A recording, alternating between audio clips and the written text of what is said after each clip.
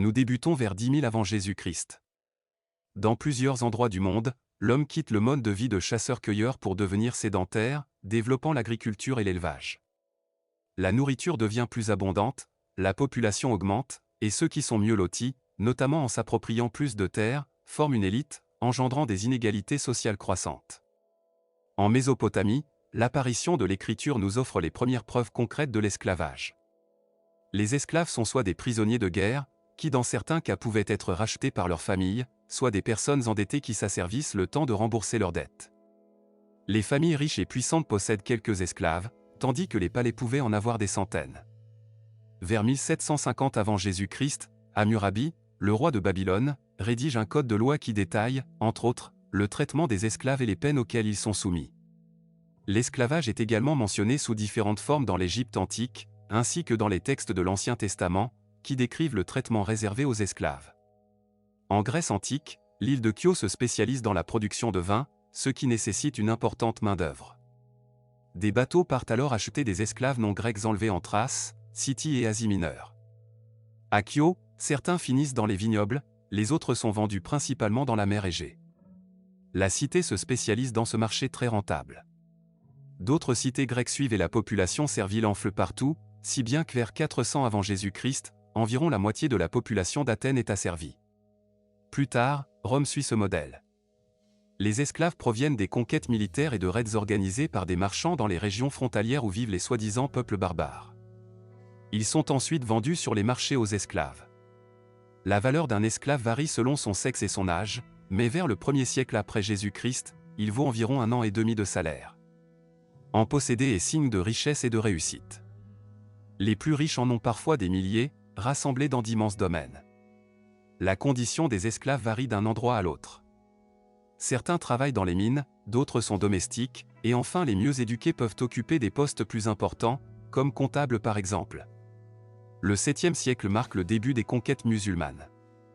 Les prisonniers des conquêtes sont asservis pour faire croître les armées arabes. Après la conquête de l'Égypte, les musulmans avancent vers les Byzantins et les Berbères à l'ouest, et vers les Nubiens au sud. En 652, après l'échec du siège de Dongola, un traité de paix est signé avec les Nubiens et les deux parties commencent à commercer. Les Nubiens s'engagent à fournir 360 esclaves sains, hommes et femmes, chaque année. Ce traité durera près de 7 siècles. Plus à l'ouest, après 60 ans de résistance, les côtes d'Afrique du Nord sont conquises. Des Berbères sont capturés et asservis. En réaction, beaucoup se convertissent à l'islam car il est interdit d'asservir un musulman. Dans le nord de l'Europe, les Vikings dominent les mers. Lors de raids et de pillages, des captifs sont réduits en esclavage et sont soit gardés par leurs ravisseurs, soit vendus sur les marchés. Les plus instruits, venant des monastères, sont vendus plus cher à Venise ou Constantinople. À l'est, les Vikings, appelés Varegs, contrôlent une route commerciale suivant le fleuve Dniepr jusqu'à Constantinople. Ils y vendent notamment des esclaves slaves capturés en chemin. Dans le califat abbasside, la majorité des esclaves des conquêtes et des routes commerciales aboutissent à Bagdad. Plus au sud, vers Bassora, il y a d'immenses marécages. Des milliers d'esclaves y sont envoyés pour mettre en culture ces terres. Le travail est épuisant et les conditions de vie difficiles. En 869, Ali ibn Muhammad, d'origine incertaine, profite du mécontentement des esclaves pour organiser une insurrection. Les esclaves gonflent rapidement son armée et organisent une véritable guérilla contre les grands propriétaires terriens et les villes et villages environnants, qui sont pillés. Pendant 14 ans, le califat abbasside est sapé, incapable de reprendre le contrôle de la région. Finalement, la révolte est matée. Après l'échec de l'esclavage de masse dans la production agricole, l'esclavage domestique est favorisé. De plus, le calife, pour renforcer son pouvoir, crée une garde personnelle. De jeunes esclaves d'Asie centrale et du Caucase sont convertis à l'islam et formés au combat pour constituer une armée loyale, appelée armée mamelouk. Mais le califat abbasside décline à cause de divisions internes, des croisades chrétiennes venues d'Europe, et enfin des conquêtes mongoles venues d'Asie. L'armée mamelouk, après avoir repoussé la 7e croisade, assassine l'héritier ayoubide et fonde le sultanat mamelouk. Quelques années plus tard, en 1258, les Mongols s'emparent de Bagdad. L'héritier abbasside fuit au Caire. N'ayant plus accès à l'Asie, les esclaves proviennent désormais principalement de l'Afrique subsaharienne. Après la conquête de l'Afrique du Nord, les Arabes découvrent les routes commerciales berbères qui traversent le désert du Sahara pour commercer, entre autres, avec l'Empire du Mali, riche en or et en esclaves. La plupart sont des captifs de peuples animistes plus au sud. Les esclaves sont vendus à des caravanes touaregs qui mettent plusieurs mois pour traverser le désert et atteindre le Caire. Là, les survivants sont vendus sur les marchés pour devenir domestiques. La majorité des esclaves sont des femmes devenues servantes ou concubines. Posséder un esclave augmente le prestige d'une famille, si bien que la demande croît et le commerce transsaharien des esclaves se développe. On estime qu'entre 3,5 et 7 millions d'esclaves ont transité par ces routes sur 1000 ans. Au nord du bassin méditerranéen, l'Empire ottoman crée une armée de janissaires, c'est-à-dire de jeunes esclaves chrétiens européens, convertis à l'islam puis formés à la guerre pour servir le sultan. Enfin, les républiques italiennes contrôlent les principales routes commerciales du bassin méditerranéen. Gênes et Venise se disputent le commerce d'esclaves rentables, notamment en établissant des comptoirs commerciaux en Crimée d'où proviennent des captifs slaves et caucasiens. Tout à l'ouest de l'Europe, le Portugal profite de la création de la caravelle, nouveau navire plus maniable, pour entamer des explorations le long des côtes africaines à la recherche de nouvelles routes commerciales. Après la découverte du peuple Akan, qui possède de nombreuses mines d'or, les navigateurs portugais découvrent une île inhabitée qu'ils nomment Sao Tomé. En 1483, ils atteignent le royaume Congo, avec qui ils entament des relations diplomatiques et commerciales. Le Portugal fournit des marchandises européennes, comme de la vaisselle et des armes à feu, qui sont échangées contre des esclaves. Ces derniers sont soit emmenés dans la péninsule ibérique, soit échangés contre de l'or à Elmina pour finir dans les mines, soit vendus à des colons portugais à Sao Tomé, où le climat permet la culture de la canne à sucre, le sucre étant alors un produit rare et coûteux, très prisé en Europe. Esclaves, or, sucre et épices venant d'Asie enrichissent énormément le Portugal, et en moins d'un siècle, Lisbonne devient la ville la plus riche d'Europe. Plus à l'est, l'Empire ottoman, qui a conquis Constantinople, domine désormais les routes commerciales. Dans la mer Noire, les Tatars de Crimée lui fournissent des esclaves provenant d'enlèvements. Tout autour du bassin méditerranéen, catholiques et musulmans s'affrontent par des raids.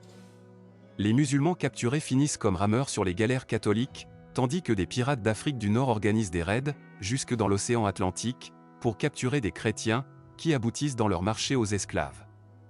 En 1595 à Sao Tomé, les esclaves, désormais majoritaires, se révoltent. Le Portugal reprend le contrôle mais se concentre davantage sur les terres qu'il contrôle en Amérique, où 300 000 esclaves ont déjà été envoyés travailler dans les plantations de canne à sucre. Les pays d'Europe occidentale ayant accès à l'Atlantique suivent progressivement le modèle portugais et mettent en place un commerce triangulaire d'esclaves à l'échelle mondiale, impliquant surtout 3 continents. Les Pays-Bas, l'Angleterre puis la France créent des compagnies pour prendre en main ce nouveau commerce. Leurs navires sont chargés d'articles d'artisanat européens, comme des textiles, des métaux et des armes. Ils partent pour les côtes africaines échanger leurs marchandises contre des esclaves. Ces derniers sont soit des prisonniers de guerre, soit le résultat d'enlèvements. Des centaines d'esclaves sont entassés dans les cales des bateaux dans des conditions épouvantables pour des voyages vers l'Amérique durant plusieurs mois. La majorité finit au Brésil et dans les Caraïbes, où le climat est idéal pour la culture de la canne à sucre, mais aussi pour le café, le coton et le tabac. Les grands propriétaires terriens européens, appelés planteurs, échangent les esclaves contre des métaux précieux et des produits locaux. Les bateaux retournent ensuite en Europe vendre les produits américains sur les marchés européens. Les compagnies réalisent d'importants profits et organisent de plus en plus d'expéditions. L'Europe occidentale s'enrichit rapidement grâce à la main-d'œuvre africaine et aux terres cultivables américaines. Pour garantir leurs bénéfices, les États européens promulguent de nouvelles lois pour encadrer ce marché. En Europe, le raffinage du sucre et la forte demande d'articles d'artisanat créent beaucoup d'emplois, tandis que l'abondance soudaine de produits américains sur les marchés fait baisser les prix, les rendant accessibles à une plus large part de la population. En Afrique, la demande d'esclaves devient si forte que leur valeur s'envole, provoquant des guerres pour le contrôle du commerce. Des enlèvements sont organisés de plus en plus à l'intérieur des terres, aboutissant parfois à la capture de villages entiers, qui passent de main en main pour finir sur les navires européens. Enfin, en Amérique, la population noire gonfle rapidement au Brésil et dans les Caraïbes. Ceux qui parviennent à fuir sont appelés marrons. Ils forment des communautés dans des zones reculées et difficiles d'accès. Pour les puissances européennes, la compétition pour le contrôle des terres cultivables s'accentue, provoquant des guerres. À la fin de la guerre de 7 ans, la France cède ses colonies d'Amérique du Nord à la Grande-Bretagne et à l'Espagne, mais conserve coûte que coûte la plupart de ses îles sucrières. En 1781, le navire britannique Zong, récemment capturé aux Néerlandais, quitte les côtes africaines avec 442 esclaves à bord, soit 2 fois sa capacité. Après 2 mois de navigation, le bateau atteint sa destination, l'île de la Jamaïque. Mais l'équipage confond l'île avec Saint-Domingue et continue vers l'ouest.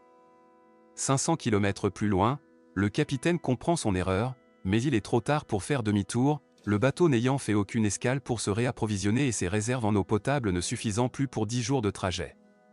L'équipage décide alors de jeter à la mer 132 esclaves, dont des femmes et des enfants. Seuls 208 esclaves arrivent en Jamaïque. La compagnie ayant organisé l'expédition se tourne vers son assureur pour être indemnisée, mais ce dernier refuse et un procès débute à Londres.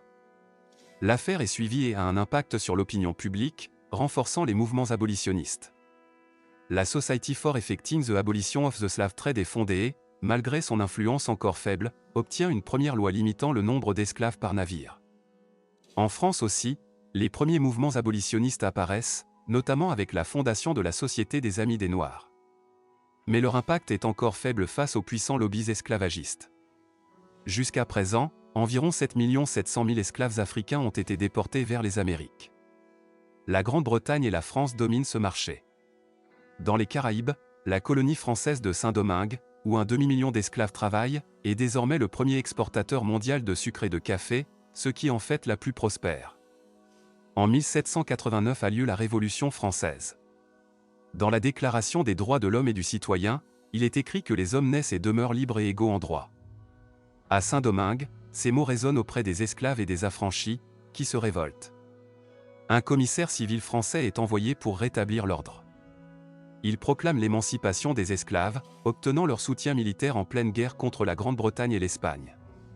L'année suivante, à Paris, l'esclavage est officiellement aboli dans toutes les colonies françaises. Mais en 1802, Napoléon, qui a pris le pouvoir, le rétablit, et tente de reprendre le contrôle de Saint-Domingue en y envoyant une armée, mais cette dernière est vaincue.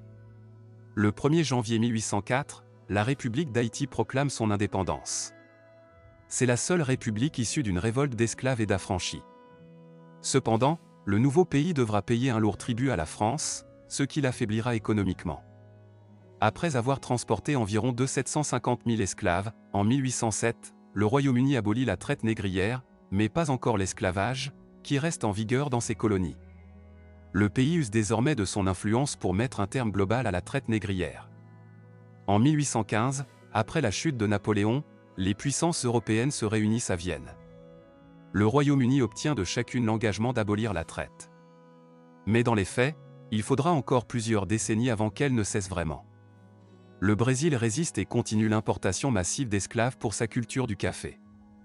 Des navires brésiliens partent directement en Afrique chercher des esclaves sans passer par l'Europe. En 1833, le Royaume-Uni abolit complètement l'esclavage. Dès lors, le pays mise sur la révolution industrielle. L'invention de la machine à vapeur accroît la production dans les usines. L'industrie textile explose, augmentant la demande en coton. Aux États-Unis, les esclaves vivant près des côtes sont déplacés le long du Mississippi pour travailler dans la production de coton. De plus, une compagnie américaine, après avoir acheté des terres en Afrique, crée le Libéria pour organiser le retour d'anciens esclaves noirs affranchis. En 1847, le Libéria accède à l'indépendance et se retrouve gouverné par les nouveaux arrivants, au détriment des populations autochtones.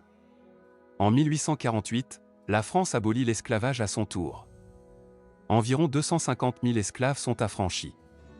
Pour éviter que les planteurs ne fassent sécession, l'État compense leurs pertes en les indemnisant et en facilitant l'importation d'une main-d'œuvre bon marché, venant principalement d'Inde et de Chine. Enfin, aux États-Unis, après la guerre de sécession et la victoire des armées du Nord, l'esclavage est aboli là aussi. Mais dans tous les anciens territoires esclavagistes, la situation reste compliquée pour les affranchis, souvent confinés dans des ghettos, contrôlés, et dans de nombreux cas continuant à être exploités sans droit ni revenu. Zanzibar est le dernier grand port négrier. Des caravanes swahili partent faire des raids dans la région des Grands Lacs africains. Les captifs sont ensuite envoyés principalement dans les plantations du sultanat d'Oman. En 1873, le Royaume-Uni obtient la fin de la traite négrière. Et en 1888, le Brésil est le dernier pays américain à abolir l'esclavage. En 1885, les puissances européennes se réunissent à Berlin pour se partager l'Afrique et réguler la colonisation, chacune s'engageant à abolir l'esclavage. Le roi des Belges Léopold II obtient comme possession personnelle un énorme territoire au cœur du continent.